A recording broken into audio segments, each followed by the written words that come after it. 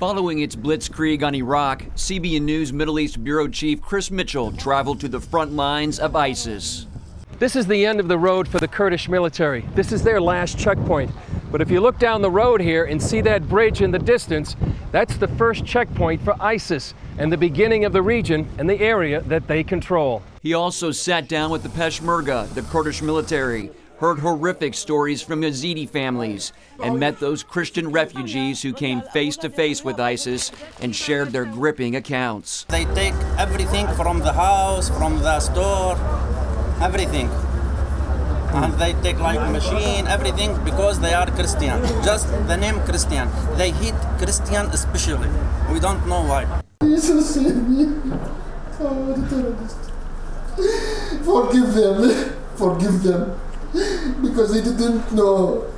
They didn't know what they were, what they act. Mitchell chronicles those experiences in his new book, Destination Jerusalem, which follows the rise of ISIS, the threat it poses to the world, and the tragic persecution of Christians in the Middle East. The book also shows how you can prepare for the dangerous days that lie ahead.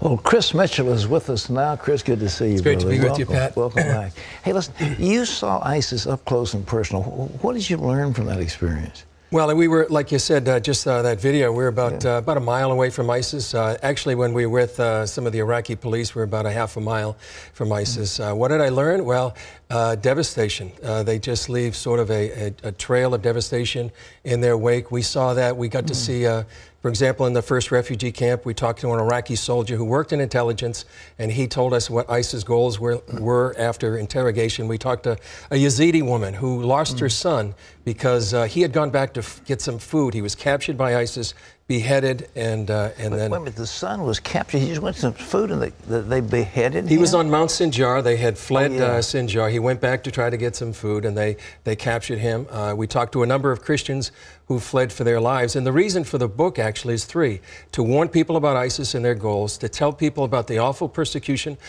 because of ISIS and throughout the Middle East, and help people prepare for the days ahead.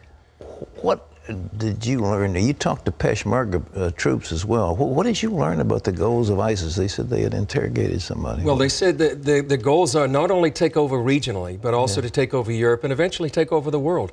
This is their goal, and specifically for the Christians, they were given four choices, and many of the people they could either convert, they could say the Islamic creed and become a Muslim. They could leave their homes, maybe they had been in for years or generations.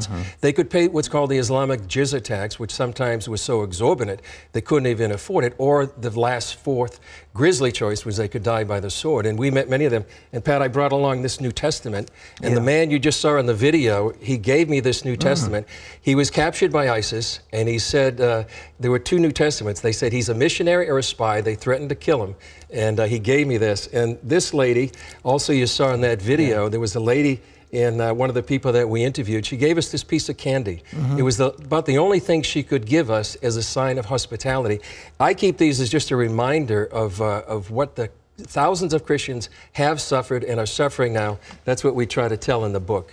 How much suffering? ISIS literally wanted to destroy all the Christians, wanted to kill them. That was their goal. That's their goal. I mean, you saw that in the 21 Coptic Christians who were killed. They want to eradicate Christianity, and that's part of their goal. Can you believe the president said, well, there were some Egyptians, civilians that were captured? He didn't say they were Christians. Exactly. Civilians. Well, and he said the same thing about the people who were killed in the Paris kosher deli. He didn't call them Jews. He called them just civilians. Folks in there doing shopping or exactly. Yeah. And you know, Pat, I think that's one of the points is that we need to know our enemy. When my dad in World War II, he fought Nazism.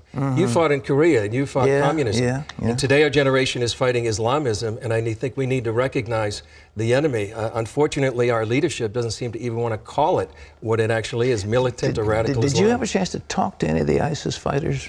Not the ISIS fighters. I don't think I'd be here if I was talking to the ISIS fighters.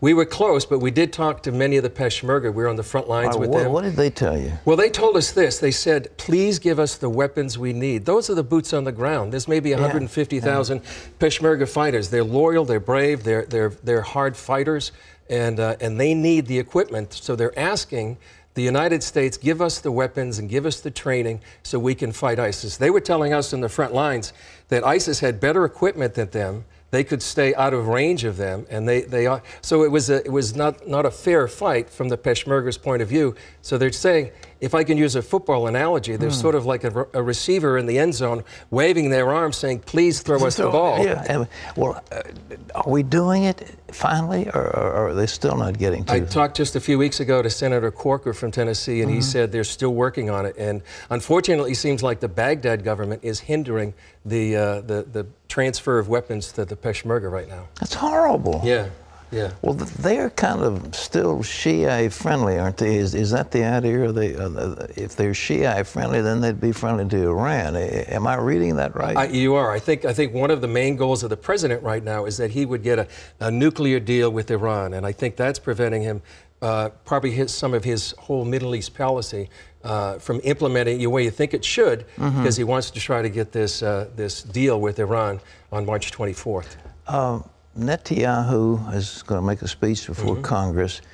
How is that playing out in Israel? What do you think that's going to do? Well, politically right now, it seems like his opposition is using it as a weapon against him and trying to say that he's damaging U.S.-Israeli relations. But right now, I think Netanyahu is convinced that the deal on March 24th is a bad deal and that he needs to speak to the Congress and he needs to make a point. Now, this goes counter to what the White House does and what President Obama does. So I think this is something despite the political fallout, he's going to go ahead and do that. He'll do it anyhow. Yeah. Is he going to win the election? No question. I think he will win the election. If you look at the polls, they're neck and neck with the Zionist Party, which is the Labor, former Labor, and the leftist party. But I think if you look at the whole 120 seats, it still goes center-right. So I think that he'll be able to form a government after this. And one other thing, Pat, about the Peshmerga and that whole area, I talked to a Kurdish pastor the other day, and he said, please ask people to pray. Pray for the church, because they're overwhelmed with the number of refugees that they are, and they're asking for help to pray to get the gospel out, and they're also praying for wisdom for the Kurdish military.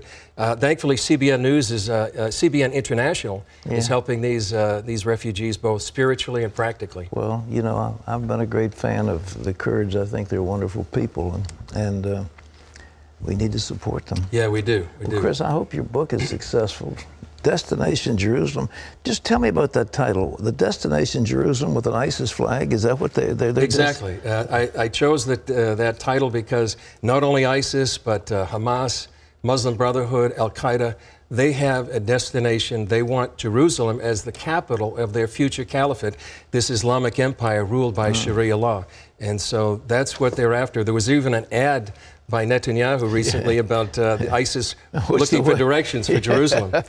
Well, Chris, we appreciate this, and I hope is this now available for sale? It's available for sale. You can go to cbn.com, you go to amazon.com, and one other thing about Destination Jerusalem, you know, the ISIS has a prophecy that they feel like they're in the end times, and they feel like they're actually fulfilling prophecy, and they're expecting a major battle in a place called Dabiq, which is in Syria. And they feel like the Crusader army is going to come and they will prevail over them eventually and eventually get to Jerusalem. So we see prophecy unfolding. I remember in 2001, Pat, you were at the Bureau and you prayed and you said, well, Jesus is not coming back to Washington. He's not coming back to London or Bonn. He's coming back to Jerusalem. So we see so many things coming back to the city of Jerusalem. Well, Chris, God bless you. And ladies and gentlemen, this book is available. Destination Jerusalem. We appreciate the tremendous work that our Jerusalem Bureau is doing under the leadership of Chris Mitchell.